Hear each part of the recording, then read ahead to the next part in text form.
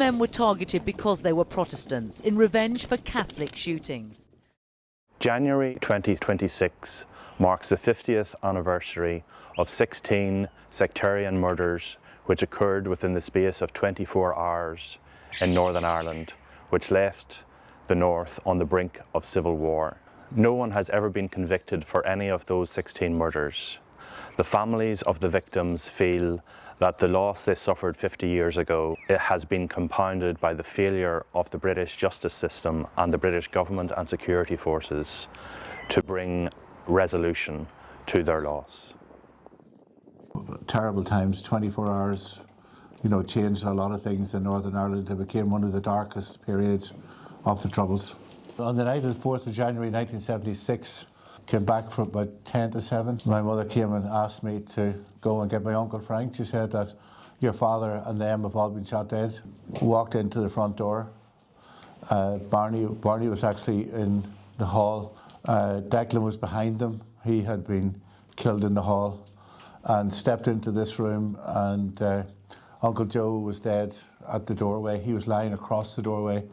Barry was lying in the corner beside the piano, his head to one side. We had not seen anybody up close in terms of death, but really, Dad was it was almost like one of the cowboy films he watched. You have somebody crawls to you. Yes. So, we said, get him some whiskey. That's what you do when somebody's in the movies and they're injured with bullets, the Wild West. But of course, it was like a Wild West scenario. That's what, that's we were kind of living in some crazy shootout.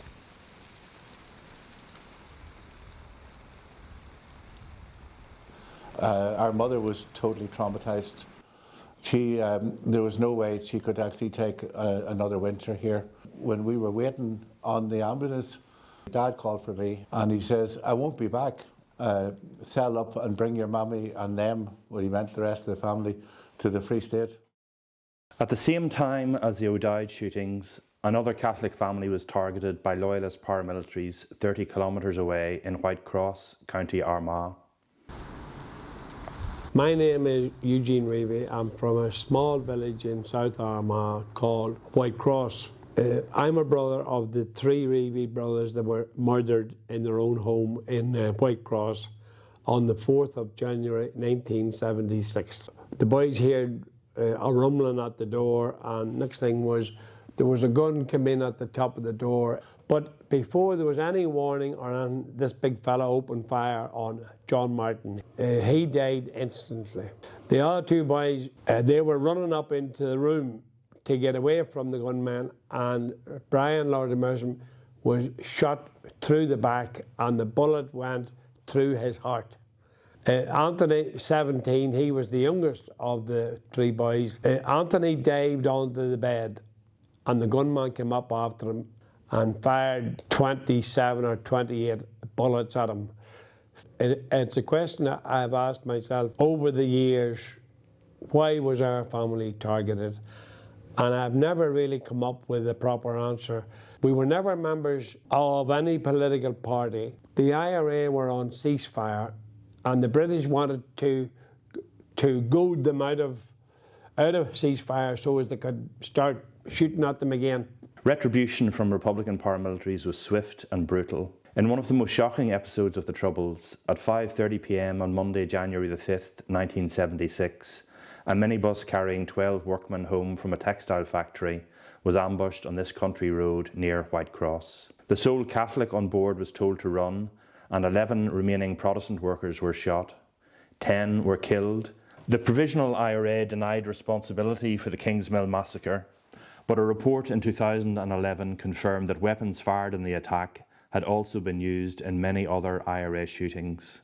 I was 15 at that stage. You always look up to your older brother. You kind of idolised him. And he had a family of his own. He was married and he had a girl at 6 and a girl at 3. And after he died, they even said, will you be our daddy now? Which at 15, no. but it would break your heart.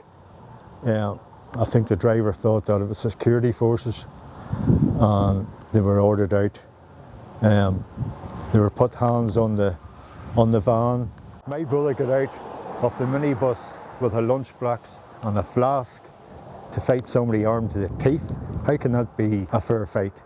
And my mother put this up shortly after the wall was erected because, she was hurting too, but, and like she loved her son, like any mother would, but she always maintained that she would rather have been the mother of an innocent victim than the mother of a child who took an innocent victim's life.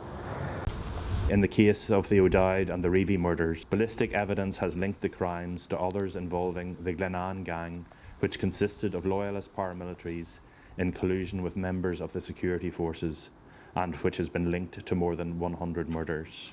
There is no doubt about that. My brothers were murdered by the security forces. We do know the names of the people that shot my brothers. I've been asking the authorities for 50 years to arrest them, and they would never do it. Because you were in shock yourself. But she probably, when she looked at me, it would have been the colour of them walls.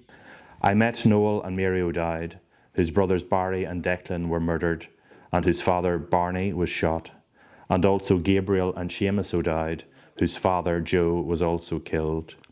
They, along with Eugene Reavey, have no doubt that the Glenanne gang was responsible.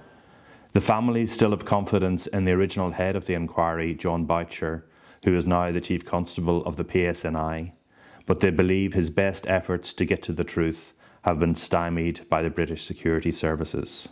We were promised the answers to this, many times over the years, and especially in the last couple of years, and it seems that the British government are kicking the can down the road. And I personally have very little faith that we will find the truth. And it certainly won't come out, I say, until our generation are long gone. The documents I have here relate to the different inquiries that have went on over the years that have led us really nowhere, but we keep trying to chase the truth, and we at every stage have been stopped from finding out the truth. It's just the sheer disrespect that has been shown to the families that have lost their loved ones.